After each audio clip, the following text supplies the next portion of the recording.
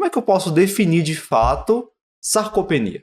Então, o que tem geralmente nos textos, nos artigos que a gente lê, é que a sarcopenia é uma síndrome clínica que é caracterizada pela perda progressiva e generalizada da massa muscular, associada à perda de força, ou seja, a perda de função muscular, certo? Podendo ou não ter também perda aí de performance física, limitação de performance física.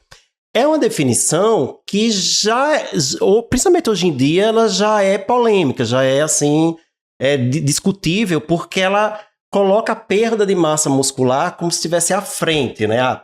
Perde massa muscular e isso está associado à disfunção.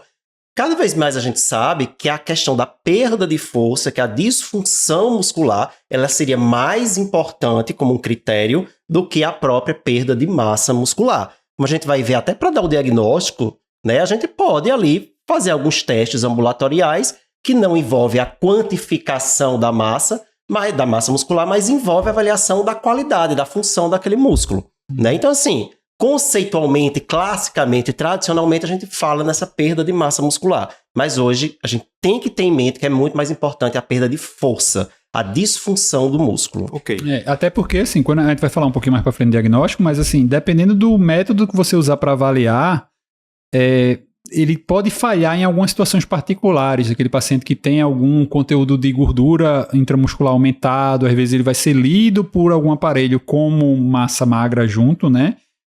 E aí atrapalha um pouquinho, até porque esse diagnóstico do excesso de gordura intramuscular, ele precisa de um diagnóstico, por exemplo, de imagem por ressonância, por tomografia, que não é o que a gente usa em rotina para avaliar a sarcopenia, né? Então vai mudar um pouquinho.